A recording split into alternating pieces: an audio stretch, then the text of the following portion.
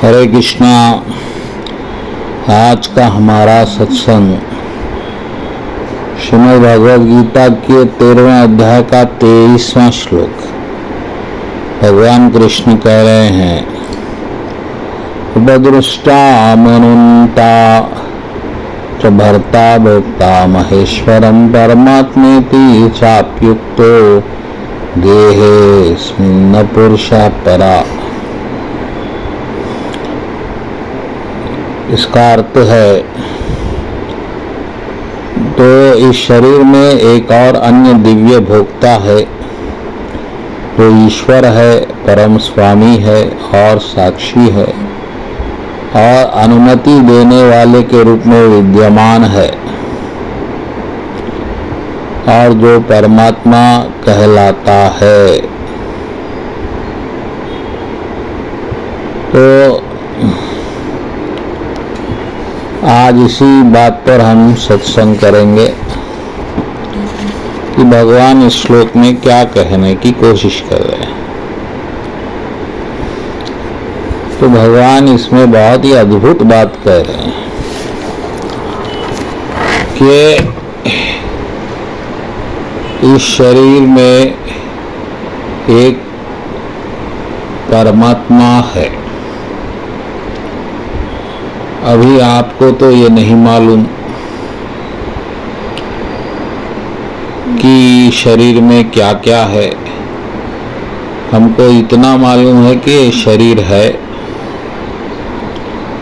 और शरीर ये मर सकता है और जब तक जिंदा है ये चलेगा। लेकिन इसके बाद फिर हमको थोड़ा ज्ञान से मालूम हुआ कि शरीर में एक परमात्मा है, एक पहले आत्मा है, ये मालूम हुआ। वो आत्मा को तो हमने देखा नहीं, लेकिन हमको मालूम हुआ, ठीक है। लेकिन उसके बाद भगवान कृष्ण एक अद्भुत खुलासा कर रहे हैं कि एक परमात्मा भी है जो साक्षी, उपदृष्टा, अनुमति देने वाला, इस प्रकार से शरीर में विद्यमान है। ये बहुत अद्भुत प्रभु की व्याख्या है कि हमारा जो शरीर चल रहा है, ये मशीन जो चल रही है, इसके पीछे बहुत बड़ी तकनीक है। इसमें करीब करीब हजारों लाखों नसें, खून, मांस, मन, बुद्धि, चित्त, इसके अलावा आत्मा और इसके अलावा परमात्मा, जब ये सब विराजमान है तो शरीर चलेगा। तो आत्मा के हद तक तो हमें बात समझ में आई कि आत्मा की वजह से शरीर में चेतना होती है और चेतना के कारण शरीर जिंदा होता है। आत्मा के नहीं रहने पर शरीर मृत माना जाता है, बिना किसी काम का नहीं रह जाता। तो अब यहाँ तक हमको समझ में बात आ गई थी, लेकिन अब बात जो समझना है कि परमात्मा क्यों है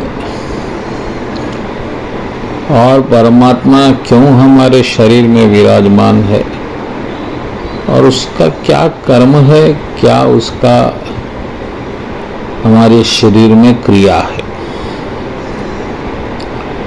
ये अगर आप जान लें तो निश्चित ही आपको इस शरीर की कार्य प्रणाली की पूरी व्यवस्था समझ में आ जाएगी। तो भगवान कह रहे हैं कि मैं प्रदृष्टा और साक्षी और अनुमति प्रदान करने वाला। तो अनुमति किस चीज की देना है? परमात्मा को। तो हम जो कर्म करना चाहता है शरीर, उसको बिना अनुमति के वो नहीं कर सकता। और वो अनुमति देता है परमात्मा। अब आप फिर कहेंगे कि क्या बुरे कर्म करने की परमात्मा अनुमति देता है? नहीं, बुरे कर्म हम अहंकारवश वासनावश करते हैं और परमात्मा हमको पूरी तरह से ज्ञान से अवगत कराता है कि ये ठीक नहीं है, लेकिन फिर भी हम उसकी बात को अनसुना करके, उसकी आज्ञा की अवहेलना करके हम कार्य करने के लिए जब तत्पर हो जाते हैं, तो फिर परमात्मा को विवश होकर आपको ये अनुमति देनी पड़ती है कि ठीक है, आप इस बुरे कार्य को करिए और फिर इसका परिणाम भी भरिए, क्योंकि अब परिणाम ही आपको समझा सकता है कि ये बहुत गलत है। तो इस तरह से जो बात आप प्रेम और ज्ञान से नहीं समझते, वो फिर परिणाम से समझना पड़ता है, क्योंकि परमात्मा वासना रहित है, उसे बुरे कर्म से कोई लेना देना नहीं है। तो बुरे ना अच्छे कर्म की अनुमति देता है, वह सिर्फ साक्षी बनकर आपका मार्गदर्शन करता है।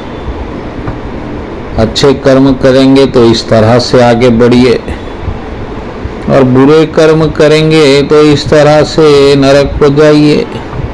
ये दोनों भी मार्गदर्शन परमात्मा देता है।